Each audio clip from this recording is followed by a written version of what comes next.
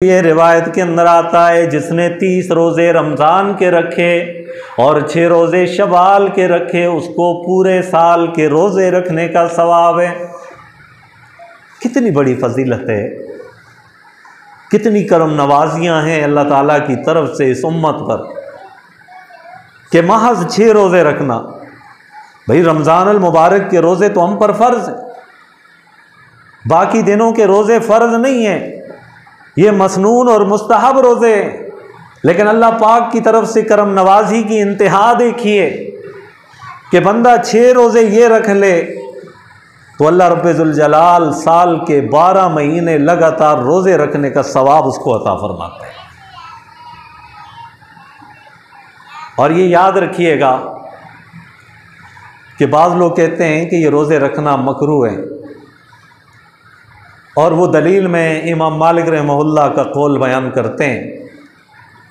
اس کی تفصیل بیان کرنا ضروری سمجھتا ہوں، چونکہ بسا اوقات لوگ کوئی ایک روایت پیش کرتے ہیں جس سے دوسرے مسلمان وہ شکوک اور شبہات کا شکار ہو جاتا ہے، تو اس لیے یہ بات سمجھ لیجئے کہ لوگ یہ کہیں گے بعض کہ شوال کے روزے مکروہ ہیں، لیکن یاد رکھیے گا ائمہ مجتہدین میں حضرت امام محمد رحمہ اللہ اور حضرت امام شافعی رحمۃ اللہ علیہ اور حضرت امام ابو حنیفہ رحمۃ اللہ علیہ، ان تینوں کے نزدیک اور دیگر محدثین اور مفسرین کرام کے نزدیک شوال کے 6 روزے رکھنا یہ مسنون ہے اور مستحب ہے۔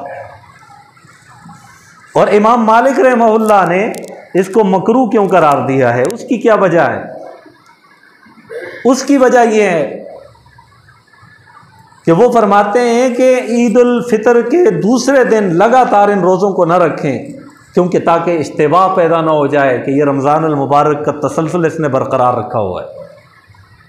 ایک توجیہ یہ بیان کی جاتی ہے، اور دوسری توجیہ یہ بیان کی جاتی ہے چونکہ پہلے کچھ لوگ ایسے ہوتے تھے جو 6 روزے شوال کے رکھتے تھے، اس کے بعد اس طرح خوشی مناتے تھے جس طرح عید کی خوشی ہے، تو اس وجہ سے انہوں نے مکروہ قرار دیا ہے، ورنہ پوری امت کا اس بات پر اجماع ہے، تمام ائمہ کرام اور اسی طرح محدثین کرام وہ فرماتے ہیں کہ شوال المکرم کے 6 روزے رکھنا جو ہیں یہ مسنون بھی ہیں اور مستحب بھی۔ اب سوال یہ ہے کہ روزے رکھنے کیسے ہیں؟ آپ پورے مہینے کے اندر مثلاً ایک روزہ آپ شوال کی دوسری تاریخ کو رکھتے ہیں، دوسرا 5 کو رکھیں، تیسرا 10 کو رکھیں، چوتھا جو ہے آپ 20 کو رکھ لیں، تو اس طرح دنوں میں آپ وقفہ اگر ڈالیں گے تو تب بھی یہ روزے رکھنا جائز ہیں، درست ہیں، تب بھی اجر و ثواب انسان کو ملے گا، اور یہ سب سے آسان اور بہتر طریقہ ہے۔ لیکن کوئی آدمی لگاتار اگر روزے رکھنا چاہے تو اس کے لیے بھی جائز ہے، وہ لگاتار بھی روزے رکھ سکتا ہے اگر صحت مند ہے، تندرست ہے۔ اگر دنوں کے وقفے سے روزے رکھے تب بھی اس کو اجر و ثواب ہے، لگاتار اگر یہ روزے رکھے تو تب بھی اس کو اجر و ثواب ملے گا۔ لیکن یہاں مسئلے کی ایک بات یاد رکھیے گا، اگر کسی کے ذمے رمضان المبارک کے فرضی روزے ہیں اور وہ اس کی فوراً قضا کرنا چاہتا ہے تو پہلے رمضان کی قضا کر لے، اس کے بعد شوال کے روزے رکھ لے۔ لیکن اگر رمضان کے روزے بعد میں رکھنے کی اس نے نیت کی ہے تو پھر بھی ٹھیک ہے، پہلے شوال کے مسنون روزے رکھ لے، اور اس کے بعد جب موقع ملا اس کو تو اس کو وہ فرض روزے جو چھوٹ چکے ہیں جو اس کے ذمے ہیں تو ان روزوں کو رکھ لے۔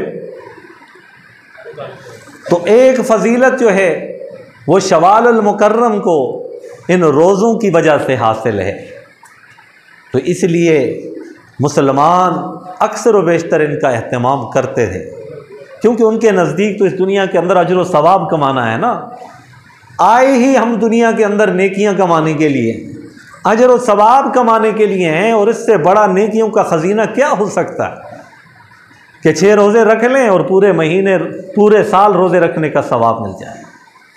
اور الحمدللہ ہمارے ہاں اہتمام کرنے والے بھی موجود ہیں، کئی سالوں سے میں نے دیکھا کہ یہ روزے رکھ رہے ہیں مسلسل، شوال کے 6 روزے رکھ رہے ہیں۔ اور یہ مسئلے کی بات یاد رکھیے گا، ایک آدمی لگاتار شوال کے 6 روزے رکھتا ہے ہر سال رکھتا ہے، لیکن کسی کمزوری کی وجہ سے، کسی عذر کی وجہ سے وہ شوال کے روزے نہیں رکھ سکتا، بیماری کی وجہ سے، تو اس کے لیے جائز ہے۔ یہ نہیں ہے کہ پہلے رکھتا تھا اب کیوں نہیں رکھتا ہے، نہیں، یہ تو تب ہے جب وہ صحیح سالم ہو، تندرست ہو، بیمار نہ ہو، تب وہ روزے رکھے تو اس کو اجر و ثواب ملے گا۔ تو اس لیے اگر کوئی بیمار ہو گیا ہو اور پہلے اس کا معمول نیکی کرنے کا تھا، اب بیماری کی وجہ سے وہ نیکی نہیں کر سکتا، تو اللہ تبارک و تعالیٰ تو علیم بذات الصدور ہے، وہ تو دلوں کے راز جانتا ہے، دلوں کے بھید جانتا ہے۔ تو اللہ تبارک و تعالیٰ اب بیماری اور عذر کی وجہ سے جو وہ مسنون عمل نہ کر سکا، اللہ پاک قادر ہیں اس بات پر کہ اس کو اجر و ثواب عطا فرمائے۔ تو ایک فضیلت تو اس کو یہ حاصل ہے، اور دوسری فضیلت اس کو کیا حاصل ہے کہ یہ حج کے مہینوں میں سے ایک مہینہ ہے۔ الحج اشہر معلومات، آیت کریمہ کے اندر آتا ہے کہ حج کے مشہور اور معلوم، بالکل ظاہر جو ہیں چند مہینے ہیں جو معلوم ہیں، سب کو علم ہے کہ یہ حج کے مہینے ہیں، اور ان میں سے پہلا مہینہ وہ شوال کا ہے۔ اگر کوئی آدمی شوال میں حج کا احرام باندھ کر جائے تو اس کا حج مقبول ہوگا، کیونکہ یہ اشہر حج میں سے ہیں، حج کے مہینوں میں سے۔ تو حج کے مہینے ہونے کی وجہ سے اس مہینے کا مقام اور مرتبہ اور بلند ہو جاتا ہے۔ حج بیت اللہ ادا کیا جاتا ہے اس میں، اور میں ہر سال اس موقع پر یہ بات عرض کرتا ہوں، اب بھی کرتا ہوں کہ یاد رکھیے گا، جو صاحب استطاعت آدمی ہو اس پر پوری زندگی میں ایک مرتبہ حج کرنا یہ فرض ہے۔ صاحب استطاعت کیا ہے، اس کی تھوڑی سی تفصیل بیان کروں گا۔ فقہا فرماتے ہیں کہ صاحب استطاعت شخص وہ ہے جس کے پاس آنے جانے کا کرایہ ہو، جس طرح کے ویزا ہے، ٹکٹ وغیرہ ہے، یہ اس کے پاس موجود ہوں، اور جتنے دن وہ حج پر قیام کرے اس کے گھر والوں کے پاس بھی کھانے پینے کے لیے کوئی چیز موجود ہو، تو یہ صاحب استطاعت شخص ہے۔ اس پر پوری زندگی میں ایک مرتبہ حج ادا کرنا وہ ضروری ہے، اور روایت کے اندر بڑے سختی کے ساتھ الفاظ آئے ہیں، فرمایا کہ جو صاحب استطاعت ہو حج نہیں کرتا تو فرمایا کہ وہ یہودی ہو کر مرے یا عیسائی ہو کر مرے، اللہ پاک کو اس کی کوئی جو ہے نا فرق نہیں پڑتا۔ تو اس لیے ہم میں سے وہ احباب جو صاحب استطاعت ہیں وہ نیت کر لیں، تہیہ کر لیں کہ انشاءاللہ العزیز میں کوشش کروں گا، میں اسباب کو اختیار کروں گا، مہیا کروں گا، اور انشاءاللہ حج بیت اللہ کی سعادت حاصل کروں گا۔ اگر یہ نیت کرتے ہوئے خدا نہ خواستہ اس دنیا سے چلا بھی جاتا ہے تو پھر بھی اللہ پاک اس کی اس نیت پر اسے اجر ضرور عطا فرمائیں گے، اور جنہوں نے ادا کر لیا ہے وہ خوش نصیب ہیں، بری الذمہ ہیں۔ بھئی دنیا کے کام تو ہوتے رہتے ہیں، دنیا کے کاموں میں ہم کتنا خرچہ کرتے ہیں، ایک شادی ہوتی ہے، اس شادی پر کتنے لاکھوں کے اخراجات ہوتے ہیں، 30 لاکھ 50 لاکھ 60 لاکھ تک جو ہے لوگ شادیوں میں خرچہ کرتے ہیں، ہاں کروڑ کے، اس سے بھی زیادہ لوگ کرتے ہیں۔ لیکن حج بیت اللہ ادا کرنے کا کتنا خرچہ ہوگا، تمام دستاویزات کو ملا کر ابھی میرے خیال میں حاجی صاحب یہ 12 14 15 تک 11 12 تو 12 ہی سمجھ لیجئے، 12 لاکھ روپے کا خرچہ آتا ہے۔ تو جو صاحب استطاعت ہیں ان کو چاہیے کہ وہ حج بیت اللہ کا ارادہ کر لیں، انشاءاللہ العزیز اللہ پاک ان کے لیے اسباب مہیا کر دے۔ اور کئی لوگ کہتے ہیں میرے ذمے اور بھی فرائض ہیں جی، بچی کی شادی کرنا، بچی کی شادی کروانا، بھائی اللہ تبارک و تعالی اس کے لیے بہتر انتظام فرما دیں گے، لیکن جو صاحب استطاعت کی جو تفصیل ہے اس کے اندر یہ چیزیں نہیں آتی، تو اس لیے تہیہ کر لیں۔ اور وہ خوش نصیب ہیں جنہوں نے حج بیت اللہ کی سعادت حاصل کی ہے، اللہ پاک ان کے حج کو اپنی بارگاہ کے اندر قبول فرمائے، اور جنہوں نے ارادہ کیا ہے اللہ کریم ان کے لیے آسانیاں پیدا فرمائیں، اور اپنے گھر کی زیارت انہیں نصیب فرمائے، حج بیت اللہ کی سعادت اللہ پاک سب کو نصیب فرمائے۔ تو دوسری فضیلت جو ہے شوال المکرم کو، وہ اشہر حج کی وجہ سے حاصل۔ یہاں پر ایک شبے کا ازالہ کرنا چاہتا ہوں۔ زمانہ جاہلیت کے اندر بھی یہ بات مشہور تھی، اسی طرح اب بھی کئی علاقوں کے کچھ لوگ جو ہے اس مہینے کے حوالے سے اور بعض دوسروں مہینے کے اعتبار سے یہ کہتے ہیں کہ ان مہینوں میں شادی نہ کی جائے۔ وہ کہتے ہیں شادی کامیاب نہیں ہوتی اس میں۔ بھائی شادی کا کامیاب ہونا نہ ہونا یہ انسان کے اپنے اعمال پر ہوتا ہے۔ اگر انسان کے معاملات اس قسم کے ہوں جس سے نباہ ممکن نہ ہو، تو اگر رمضان المبارک کے اندر بھی شادی کی ہو تو پھر بھی نباہ نہیں ہو سکتا۔ یہ شوال المکرم کے حوالے سے یہ غلط نظریہ ذہنوں سے نکال باہر پھینکنا چاہیے۔ لوگ کہتے ہیں شوال میں نہ کی جائے شادی کامیاب نہیں ہوتی۔ آئیے آپ کو احادیث کی کتابوں کی سیر کرواؤں اور بتلاؤں کہ سب سے عظیم کائنات کے اندر سب سے عظیم ہستی اللہ تبارک و تعالیٰ کے بعد تمام انبیاء اور رسولوں کے سرتاج، سب سے اعلیٰ، سب سے افضل، سب سے اکرم، سب سے احسن وہ کون ہستی ہیں؟ محمد الرسول اللہ صلی اللہ علیہ وسلم۔ اور محمد الرسول اللہ صلی اللہ علیہ وسلم کا نکاح حضرت عائشہ صدیقہ رضی اللہ تعالی عنہا کے ساتھ اسی مہینے کے اندر ہوا، ماہ شوال المکرم کے اندر ہوا۔ اور ان کی شادی کیا کامیاب نہیں ہوئی؟ آج بھی اگر کوئی خطبہ نکاح پڑھتا ہے اور اس کے بعد اگر کوئی مولانا، کوئی مفتی صاحب، کوئی قاری صاحب اگر وہ خطبہ پڑھتا ہے، خطبے کے بعد دعا کرتا ہے اور کیا کہتے ہیں؟ یا اللہ ان دو شادی کرنے والوں کو آپس میں اس طرح محبت عطا فرما جس طرح نبی علیہ السلام کی اور حضرت عائشہ کے درمیان میں محبت تھی۔ سب سے کامیاب شادی تو یہ ہے، اور کس مہینے میں ہوئی؟ شوال المکرم کے مہینے میں ہوئی۔ تو اس لیے یہ باطل نظریہ ہے، اس کو ترک کر دینا چاہیے۔ اور اس میں جن مہینوں کے اندر لوگ کہتے ہیں کہ شادیاں نہ کی جائیں، تو ان میں شادیاں کر کے سنتوں کو زندہ کریں اور انشاءاللہ 100 شہیدوں کا اجر و ثواب پائیں گے آپ۔ اور حدیث پاک کے اندر آتا ہے کہ جس شخص نے میری فوت شدہ کسی ایک سنت کو زندہ کیا، اس کو فلہو، اس کے لیے کیا ہے؟ فلہو اجر 100 شہید، اس کے لیے 100 شہیدوں کا ثواب ہے۔ اور فوت شدہ سنت وہی ہوتی ہے نا کہ جس پر عمل نہ کیا جائے نا۔ تو اگر کوئی شوال میں شادی نہیں کرتا تو اس پر عمل کیا جائے تو اجر ملے گا۔ کوئی سفر کے اندر، کئی لوگوں کا یہ نظریہ ہے سفر کے مہینے میں شادی نہ کی جائے، بھائی محرم کے مہینے میں شادی نہ کی جائے۔ دین اسلام میں اس کی کوئی ممانعت نہیں، کسی بھی مہینے کے اندر آپ شادی کر سکتے ہیں۔ محرم کے اندر بھی شادیاں ثابت ہیں، شوال المکرم کے اندر بھی شادیاں ثابت ہیں، سفر المظفر کے مہینے کے اندر بھی شادیاں وہ ثابت ہیں۔ صرف ایک غلط نظریہ قائم کرنا کہ ان مہینوں میں نہیں ہوتا، تو یہ غلط بات ہے، اس کو ترک کر دینا چاہیے، ختم کر دینا چاہیے۔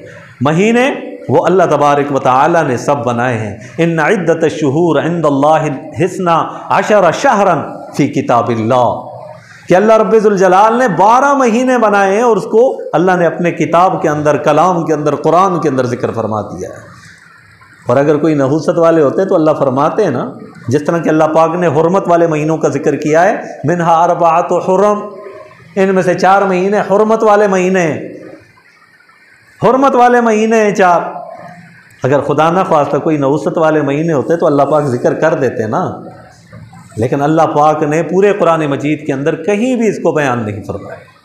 اور نبی پاک صلی اللہ علیہ وسلم کی مبارک زندگی میں آپ صلی اللہ علیہ وسلم نے کبھی بھی ان مہینوں کی نحوست کے متعلق ذکر نہیں کیا۔ تو اس لیے دین اسلام کو اختیار کریں، غلط اور باطل نظریات کو ترک کریں، یہ ہماری نیکیوں کو ختم کر دیں گے۔ اور اسی حالت میں باطل عقائد پر، نظریات پر ڈٹے رہے، جمے رہے، خدا نہ خواستہ اس حال میں ہی ہم چلے گئے تو ہم سے پوچھ گچھ ہوگی، اور پھر وہاں سوائے افسوس اور شرمندگی کے کچھ بھی حاصل نہیں ہوگا۔ تو اس لیے سنتوں کو اپنائیں، نبی کریم صلی اللہ علیہ وسلم کی مبارک زندگی کو اپنائیں، آپ صلی اللہ علیہ وسلم کی سیرت کو اپنائیں، آپ کی سنتوں کو اپنے سینوں پر، اپنے پورے جسم کے اوپر سجائیں۔ اسی میں نجات ہے۔ تو اس لیے اس باطل نظریے کو کہ جو کہتے ہیں کہ شوال کے اندر شادی نہیں کرنی چاہیے، سفر کے اندر نہیں کرنی چاہیے، محرم کے مہینے میں نہیں کرنی چاہیے، اس نظریے کو ختم کرنا چاہیے اور اس کے برخلاف کریں، انشاءاللہ 100 شہیدوں کا اجر و ثواب ملے گا۔ اور ایک شہید کا اجر و ثواب کتنا زیادہ ہے، آپ کئی دفعہ سن چکے ہیں کہ شہید جو اللہ کے راستے میں جہاد کرتا ہے اور اس کے جسم پر زخم لگتا ہے اور زخم سے جو خون رستا ہے، ابھی خون کا ایک قطرہ زمین پر نہیں گرتا، اللہ تعالیٰ اس کے سارے گناہوں کو معاف کر دیتا ہے۔ اور شہید زندہ ہوتا ہے، اس کو مردہ کہنے سے اللہ نے بھی منع کیا ہے۔ ایک شہید کا اتنا اجر و ثواب ہے اور مقام اور منزلت اور مرتبہ ہے، تو 100 شہیدوں کا اجر کتنا زیادہ ہوگا؟ تو فوت شدہ سنت کو زندہ کرنے والے کو 100 شہیدوں کا ثواب ملے گا۔ اس سے آپ اس بات کا اندازہ لگا لیجئے کہ سنت کی اہمیت کتنی زیادہ ہے۔ سنت کی اہمیت بہت زیادہ ہے۔ یہ دنیا اور دنیا کے اندر جو کچھ بھی ہے، نبی کریم صلی اللہ علیہ وسلم کی ایک سنت، ایک عمل اس سے بھی زیادہ قیمتی ہے اللہ کے نزدیک۔ ویسے تو نہیں کہہ دیا اللہ پاک نے من یطع الرسول فقد اطاع اللہ، جس نے میرے رسول کی اتباع کی، پیروی کی، اس نے اللہ کی اطاعت کی۔ اور پھر فرمایا وما آتاکم الرسول فخذوا وما نہاکم عنہ فانتہوا، اور جو میرے رسول صلی اللہ علیہ وسلم تمہیں بتلائیں ان کو اختیار کر لو، اس پر عمل کر لو، اور جن چیزوں سے وہ منع فرما دیں ان چیزوں سے اپنے آپ کو روک لو۔ تو یہ شوال المکرم کا مہینہ ہے، یہ مکرم مہینہ ہے، یہ منحوس مہینہ نہیں ہے، اسی وجہ سے اس کا نام شوال المکرم ہے۔ تو 3 باتیں میں نے آپ کے سامنے ذکر کی ہیں، ایک شوال کے روزوں کے متعلق، اور دوسری جو ہے شوال المکرم کو جو خاص فضیلت حاصل ہے کہ یہ حج کے مہینوں میں سے ایک مہینہ ہے، اور تیسرا یہ ہے کہ جو لوگوں کا اس کے متعلق غلط نظریات ہے، اس کے متعلق نبی پاک صلی اللہ علیہ وسلم کی مبارک سنت جو ہے وہ آپ کے سامنے ذکر کی کہ آپ صلی اللہ علیہ وسلم نے اس ماہ کے اندر حضرت عائشہ صدیقہ رضی اللہ تعالی عنہ کے ساتھ نکاح کیا۔ تو عزیزان گرامی، اللہ رب ذوالجلال نے ہماری آسانی کے لیے، ہماری نجات کے لیے، ہمیں کامیابی دلانے کے لیے، ہمیں جنت میں پہنچانے کے لیے یہ سارے اعمال رکھے ہیں، یہ ساری چیزیں رکھی ہیں جن میں مشقت بھی کچھ نہیں ہے، تھوڑی بہت مشقت ضرور ہے۔ اب محنت کے بغیر تو کوئی چیز حاصل نہیں ہوتی ہے نا، محنت تو کرنی پڑتی ہے۔ نماز ہے، اس میں بھی محنت ہے، وضو کریں، کپڑوں کو پاک صاف رکھیں، جسم کو پاک رکھیں، اور پھر آئیں خشوع اور خضوع کے ساتھ تکبیر تحریمہ کہہ کر رب العالمین کی بارگاہ کے اندر کھڑے ہو جائیں۔ یہ تھوڑی سی مشقت ہے، لیکن اجر و ثواب کیا ہے؟ حدیث پاک کے اندر آتا ہے کہ جو 5 وقت نماز کی پابندی کرتا ہے، اللہ تبارک و تعالیٰ کا ذمہ ہے کہ اس کو جنت کے اندر داخل کرے۔ حالانکہ اللہ پاک نے کوئی چیز اپنے ذمے نہیں لی ہے، اللہ کو پابند نہیں کیا جا سکتا، لیکن اللہ پاک فرماتے ہیں کہ اس کا جنت میں جانا اتنا یقینی ہے کہ میں اللہ اس کی ذمہ داری لیتا ہوں کہ 5 وقت کی نماز پڑھنے کا اہتمام یہ کرے، اور جنت میں لے جانے کا جو اس کی ذمہ داری ہے وہ میں جو ہے اس کا اعلان کرتا ہوں۔ اس سے بڑھ کر اور کیا بات ہے؟ تو تھوڑی سی مشقتیں ہیں یہ آنا، اور ان مشقت پر اجر و ثواب۔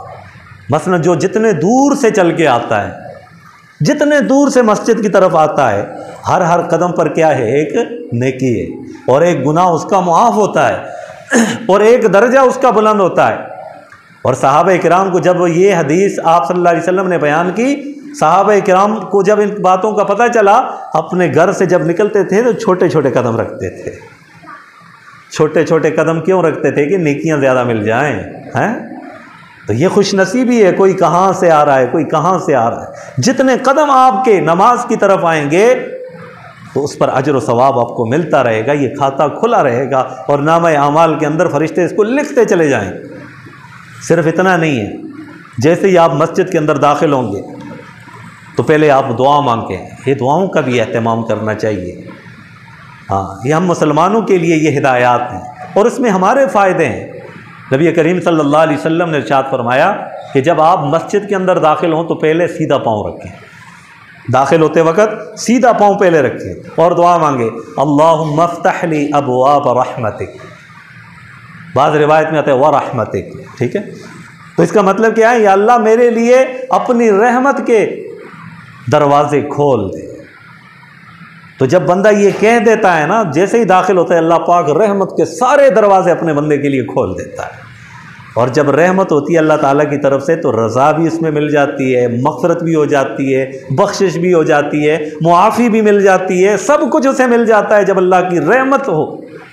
اور پھر جیسے ہی بندہ وضو کرنے کے لیے بیٹھ جاتا ہے، وضو کرتا ہے، روایات کے اندر آتا ہے کہ جب یہ وضو کرتا ہے تو اس کے اعضائے وضو سے جتنا جو پانی کے قطرات ٹپکتے ہیں نا، تو اس سے اس کے صغیرہ گناہ جھڑ جاتے ہیں، معاف ہو جاتے ہیں۔ کتنی اللہ پاک کی طرف سے یہ ایک نمازی کے لیے اکرام ہے۔ اور جیسے ہی نماز سے فارغ ہو جاتا ہے، نماز سے فارغ ہو جانے کے بعد، وضو سے فارغ ہو جانے کے بعد جیسے ہی اندر مسجد کی طرف آتا ہے اور ساتھ یہ کلمات کہتا ہے اشہد اللہ الہ الا اللہ واشہد ان محمدا عبدہ ورسولہ، روایت کے اندر آتا ہے جنت کے 8 دروازے اس کے لیے کھل جاتے ہیں۔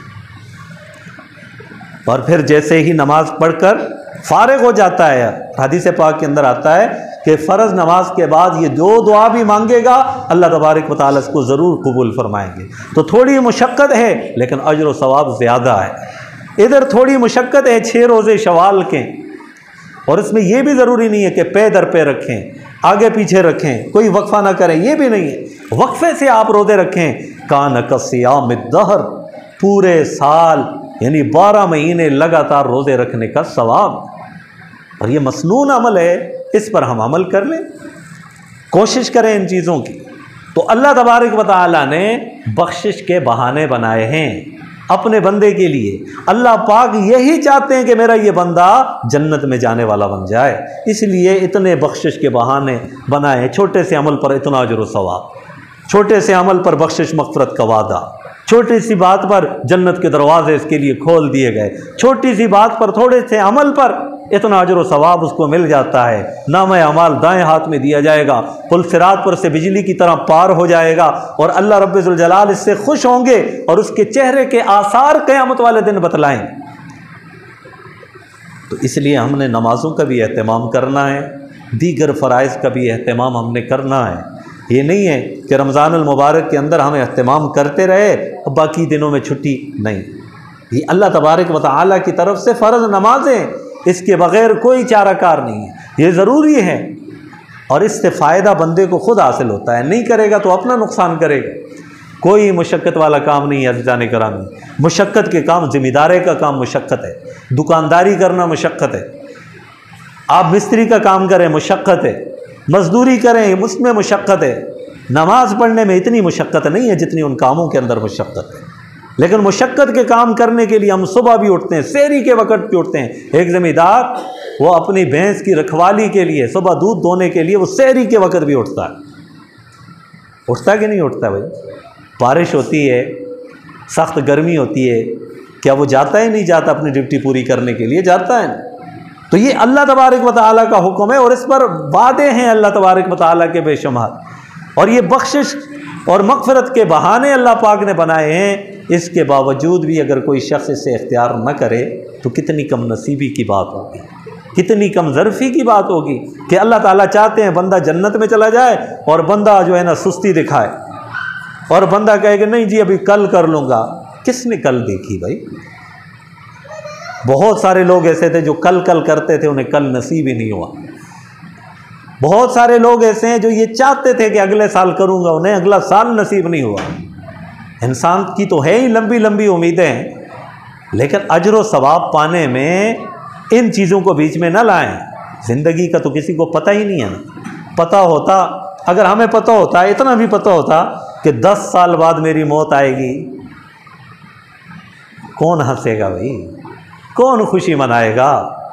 کون جو ہے نا لذات کے پیچھے بھاگے گا؟ اسے پتہ ہے کہ میری تو 10 سال بعد موت ہو جانی ہے، وہ تو کوشش کرے گا کہ میں اتنی محنت کروں، کوشش کروں، جب موت آئے تو میں کامیاب ہو کر لوٹوں۔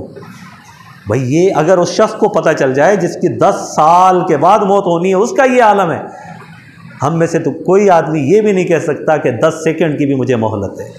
ہمیں تو پتہ ہی نہیں ہے کہ اگلے 10 سیکنڈ ہمارے ساتھ کیا ہونے والا ہے۔ کتنے ہی نمازی لوگ ایسے ہوتے ہیں جو مسجد کے اندر آتے ہیں، باطل قوتیں وہاں پر اس طرح کے معاملات کر دیتے ہیں، آنن فانن بہت سارے نمازی شہید ہو جاتے ہیں، علماء شہید ہو جاتے ہیں۔ یہ آئے دنوں میں آپ نے سن رکھا ہے، تو ان کو پتہ ہوتا ہے کہ بھئی میں اس نماز کے بعد میری زندگی کا خاتمہ ہوگا؟ ان کو پتہ تھا؟ نہیں پتہ۔ تو ہم میں سے بھی کسی کو پتہ نہیں ہے۔ اس لیے جتنا وقت بھی ہے، عقل مند شخص وہ ہے جو موقع سے فائدہ اٹھائے۔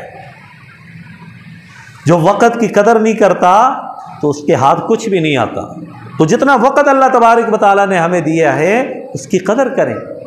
اور پھر یہ یاد رکھیے گا، دین اسلام چند علامات کا نام نہیں ہے۔ دین اسلام اس چیز کا نام نہیں ہے کہ آپ مسجد کے کونے کے اندر بیٹھ کر اللہ اللہ کرنا شروع کر دیں، دنیا والوں سے کٹ جائیں۔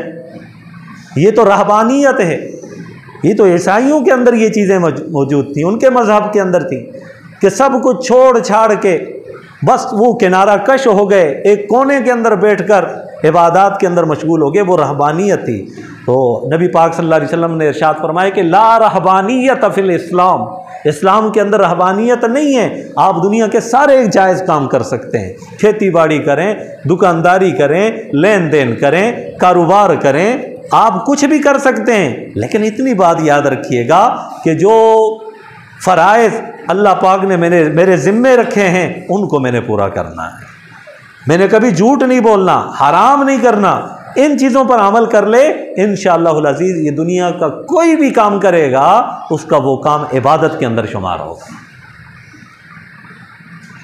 ایک کسان جب گھاس کاٹنے کے لیے جاتا ہے اور وہ جائے اور بسم اللہ کہے، بسم اللہ پڑھتے ہوئے اس کام کی ابتدا کرے، ایک تو برکت آ جائے گی، اور دوسرا وہ جب تک وہ کام کرتا رہے گا اس کے نامہ اعمال میں نیکیاں لکھی جائیں گی۔ بھئی اپنی ضرورت کا کام ہے نا، تو کوئی بھی کام کریں ہم دین اسلام کے مطابق کریں، نبی پاک صلی اللہ علیہ وسلم کی مبارک سنتوں کو آپ کی زندگی کو سامنے رکھتے ہوئے ہمیں تو اللہ تبارک و تعالیٰ کا صبح و شام بلکہ ہر لمحے یہ شکر ادا کرنا چاہیے کہ اللہ پاک نے ہمیں نبی پاک صلی اللہ علیہ وسلم کی مبارک امت میں پیدا کیا ہے، آپ صلی اللہ علیہ وسلم کی امت میں پیدا کیا ہے۔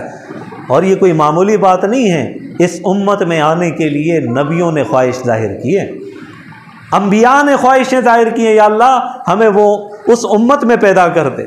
سوائے حضرت عیسیٰ علیہ السلام کے باقیوں کی دعا قبول نہیں ہوئی ہے۔ عیسیٰ علیہ السلام قرب قیامت کے وقت دمشق کی جامع مسجد کے اوپر جیسے ہی اتریں گے اور وہاں پر دمشق کی جامع مسجد کے اندر جماعت ہو رہی ہوگی، امام مصلی پہ ہوگا، حضرت عیسیٰ علیہ السلام کو دیکھ کر پیچھے کی طرف ہٹے گا کہ تاکہ عیسیٰ علیہ السلام نماز پڑھائیں۔ عیسیٰ علیہ السلام فرمائیں گے نہیں، تم نماز پڑھو، میں نبی بن کے نہیں آیا ہوں بلکہ میں محمد الرسول اللہ صلی اللہ علیہ وسلم کا امتی بن کے آیا ہوں۔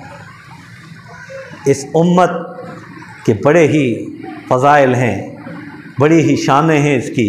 انشاءاللہ پھر کبھی کسی موقع پر انشاءاللہ امت محمدیہ صلی اللہ علیہ وسلم کی فضیلت کے عنوان سے کچھ باتیں عرض کروں گا۔ تو عزیزان گرامی، شوال المکرم کے حوالے سے یہ چند ضروری ہدایات، چند باتیں تھیں جن پر عمل کرنا ضروری ہے۔